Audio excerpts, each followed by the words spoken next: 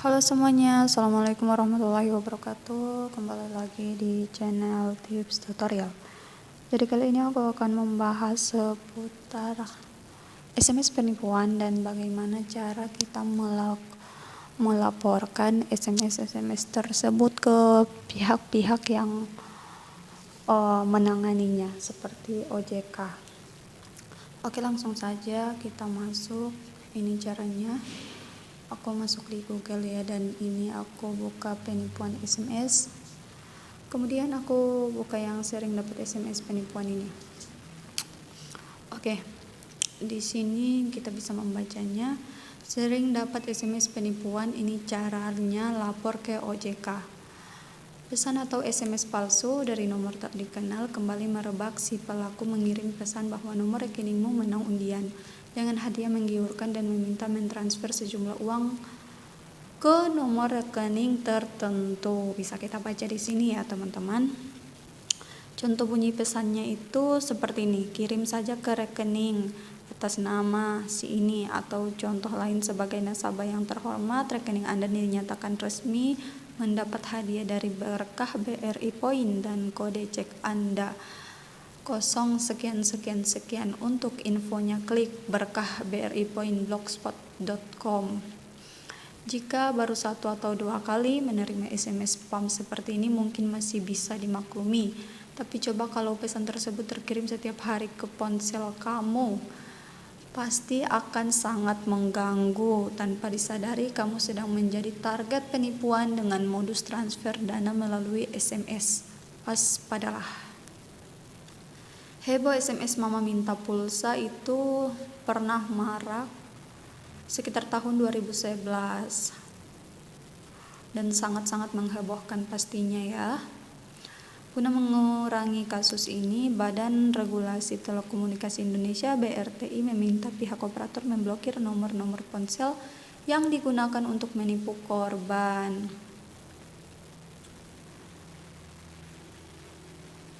Adapun campur tangan dari regulator, operator maupun kepolisian untuk menindak tegas pelaku SMS penipuan cukup berhasil mengurangi beredarnya SMS palsu di tanah air.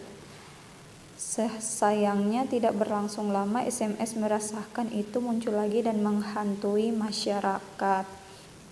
Hari ini, Otoritas Jasa Keuangan OJK membuka layanan Financial Customer Care FCC atau FCC sebagai sarana pengaduan SMS palsu yang diterima masyarakat. Di pertengahan tahun lalu saja, OJK sudah menerima belasan ribu aduan masyarakat terkait modus penipuan lewat SMS.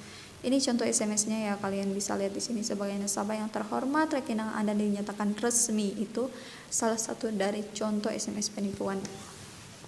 Fakta-fakta yang beredar diiming-imingi mendapatkan hadiah mobil, uang tunai kepada calon korban, tetapi syaratnya harus transfer dulu ke nomor rekening tertentu atau bisa dipadu oleh si pelaku melalui nomor telepon yang ikut dicantumkan dalam pesan. Dan faktanya hadiah itu zonk atau tidak ada.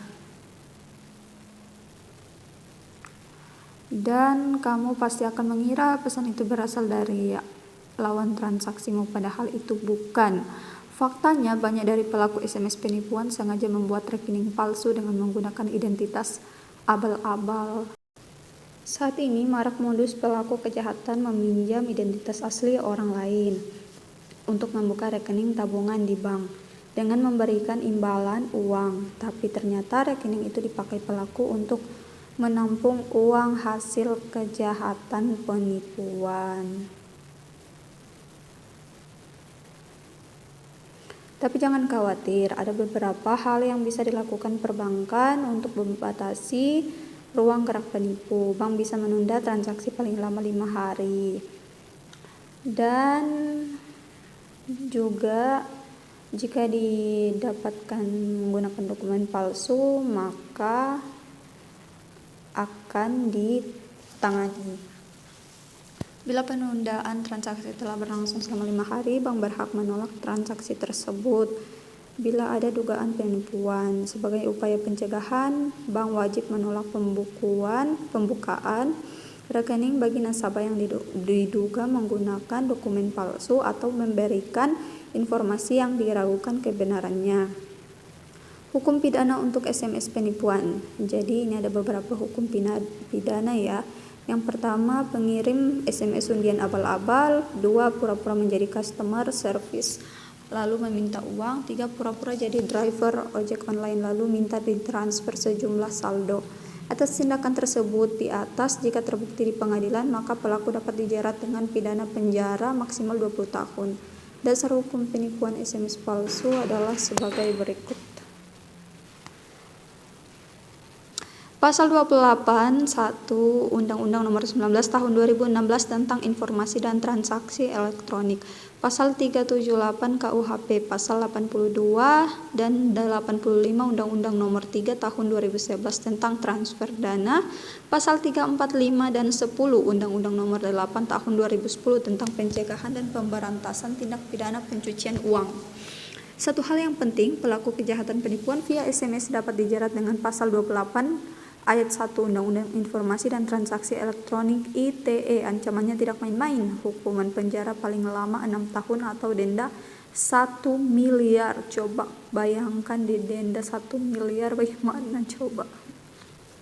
Jadi kalian jangan ragu, jika ada SMS palsu maka langsung laporkan saja.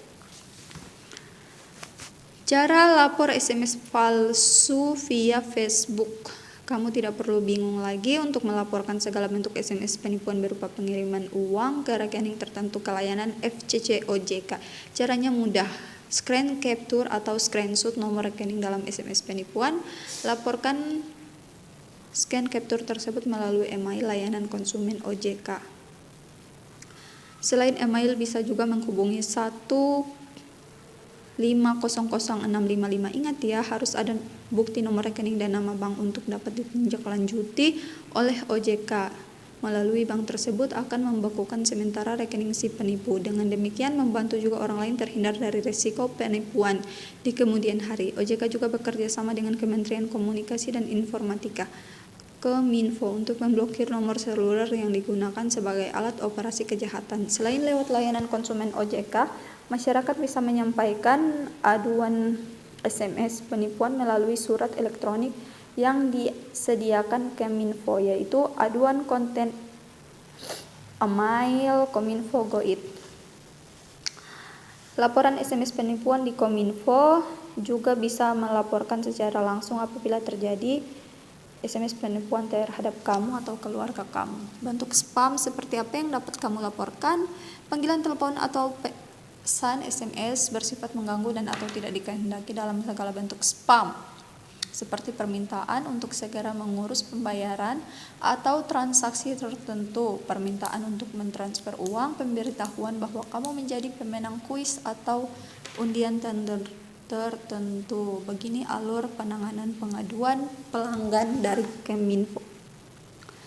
Pelapor yang menerima panggilan dan atau pesan yang tidak dikehendaki diminta untuk merekam percakapan dan atau memfoto capture pesan serta telepon, nomor telepon seluler pemanggilan atau pengirim pesan.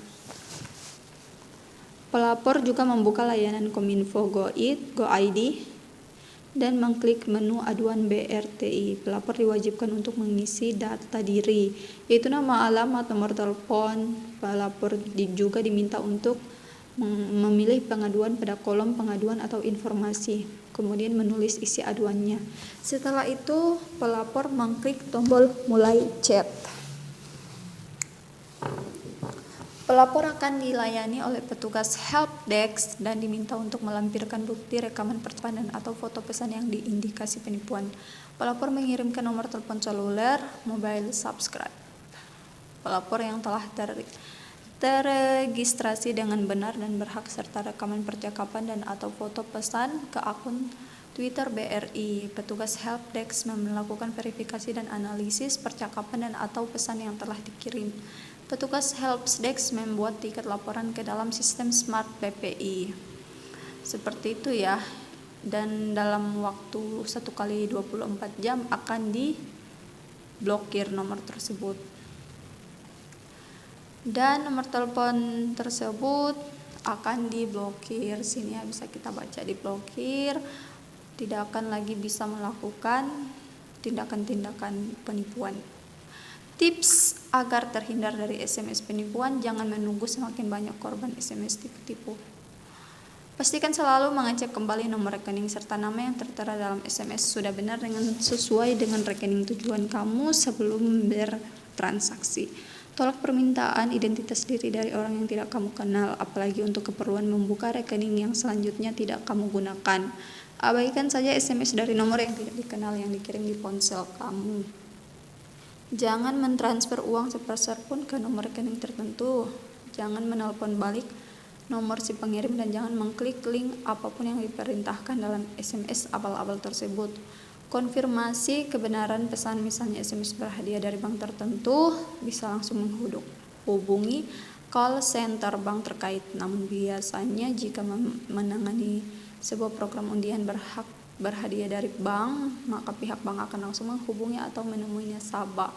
Disaksikan oleh notaris. Jadi itu saja yang bisa aku sampaikan ya. Lebih dan kurangnya mohon maaf.